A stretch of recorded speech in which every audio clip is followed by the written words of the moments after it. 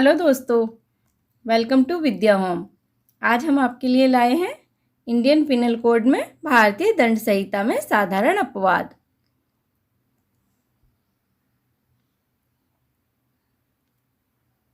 तो चलिए देखते हैं भारतीय दंड संहिता में साधारण अपवाद। एक व्यक्ति को उसके कार्य की प्रकृति और परिणामों के लिए जिम्मेदार माना जाता है। एक अधिनियम किसी व्यक्ति को तब तक दोषी नहीं बनाता जब तक कि उसका मन भी दोषी न हो। भारतीय दंड संहिता के अध्याय 4 में धारा 76 से लेकर 106 तक ऐसी परिस्थितियों का वर्णन किया गया है जिनके अंतर्गत किया गया अपराध कार्य भी दंडनीय नहीं माना जाता। इन्हीं कार्यों को भारतीय दंड संहिता में साधारण अपवाद की श्रेणी में रखा जाता है।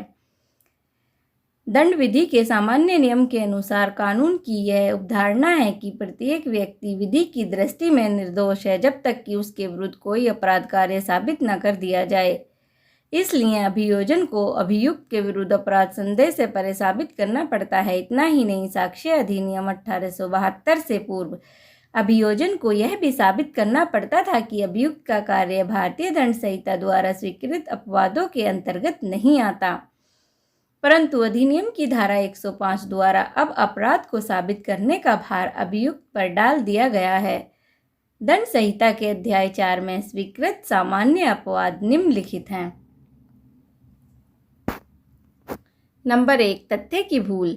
भूल से तात्पर्य किसी भी ऐसे कार्य से है जो गलत विश्वास का परिणाम हो। यद्यपि कार्य करने वाले के पास उसके विश्वास किए जाने का उचित आधार हो सकता है, विशेष परिस्थितियों के कारण तथ्य की भूल को तो बचाव स्वीकार किया जा सकता है, परंतु विधि की भूल के कारण किए गए अपराध कार्य के लिए व्यक्ति को हर हालत में उत्तरदायी ठहराया जाएगा। धारा 76 और 89 के तहत तथ्य की भूल के कारण अपने को बाध्य समझने वाले व्यक्ति द्वारा किया गया कार्य या भूल से कानून द्वारा सही होने के विश्वास में किया गया कार्य तथ्य की भूल माना जाएगा और यह अपराध नहीं होगा।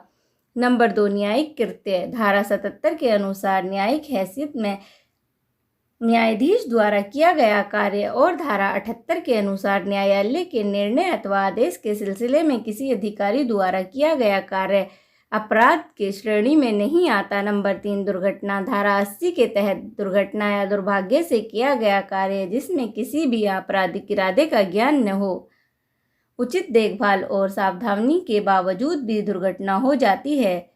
दुर्घटना सामान्य कार्य करते समय और अप्रत्याशित रूप से जानबूझकर या लापरवाही के कारण नहीं है तो अपराध की श्रेणी में नहीं आती। नंबर 4, अपराध भावना का अभाव। यदि अपराध में मानसिक तत्व का अभाव हो तो अपराध नहीं। जैसे धारा 81 के अनुसार अधिक हानि को रोकने के आशय से अपराध भावना के बिना किया गया कार्य। धारा 92 के अनुसार सहमति के बिना व्यक्ति के फायदे के लिए किया गया कार्य। धारा 93 के अनुसार सद्भावना पूर्वक दी गई सूचना। धारा 94 के अनुसार मृत्यु की धमकी के अधीन किया गया कार्य आदि। नंबर 5, आवश्यकता। धारा 81 के अनुसार आवश्यकता का अर्थ है कि यदि कोई कार्य जो किया गया है वह अपराध हो सकता है यदि वह केवल उन परिणामों से बचने के लिए किया गया है जो व्यक्ति या संपत्ति को अधिक नुकसान पहुंचा सकते हैं। आवश्यकता के सिद्धांत को दो बुराइयों के बीच चुनाव के रूप में समझाया जा सकता है जहां आरोपी ने कम को चुना। यह सिद्धांत सेलस पापुली सुप्रीम लेक्स एस्टोम पर आधारित है, जिसका अर्थ है कि लोगों का कल्याण सर्वोच्च होना चाहिए और यदि कोई व्यक्ति अधिक नुकसान को रोकने के लिए किसी व्यक्ति या संपत्ति को नुकसान पहुंचा रहा है तो ये क्षमा योग्य है। उदाहरण, आग को फैलने से रोकने के लिए एक व्यक्ति घरों को गिरा देता है। वह मानव जीवन और संपत्ति को बचाने के लिए अच्छे इरादे से ऐसा करता है। यहाँ चूंकि नुकसान पास वाले खतरे का था इसलिए वह अपराध का दोषी नहीं है। नंबर 6, अवरोध। आईपीसी की धारा 94 के अनुसार वे कार्य जिन्हें करने के लिए एक व्यक्ति को धमकियों के द्वारा मजबूर किया जाता है और वे कार्य अपराध की श्रेणी में नहीं आते। कोई भी कार्य जिसमें किसी व्यक्ति को धमकाया गया हो और कोई भी कार्य करने के लिए मजबूर किया गया हो जहां धमकी के कारण तत्काल मृत्यु की उचित आशंका न हो कि उसकी मर्जी से या खुद को ऐसी स्थिति में रखकर मजबूर किया गया हो। नंबर 7, बचपन। बचपन या शैशवावस्था की रक्षा तब तक की जा सकती है जब अपराध एक ऐसे शिशु द्वारा किया जाता है जो 7 वर्ष से कम आयु का है। कानून के अनुसार 7 वर्ष से कम आयु के शिशु को डोली इनकेपेक्स माना जाता है, जिसका अर्थ है कि बच्चा अपराध करने के लिए आवश्यक पुरुषों का गठन नहीं कर सकता, जबकि 7 या अधिक के शिशु को डोलिक्स कैपेक्स माना जाता है, जिसका अर्थ है कि हालांकि बच्चा अपराध से पूरी तरह अनजान है, लेकिन अपराध करने के लिए इच्छित पुरुषों को फ्रेम कर सकता है। 7 साल से ऊपर और 12 साल से कम उम्र के बच्चों के लिए अगर कोई अपराध करता है तो अपराध करने में असमर्थता तभी पैदा होती है जब बच्चा पर्याप्त परिपक्वता या समझ हासिल नहीं करता है। परिपक्वता और समझ की परिभाषा।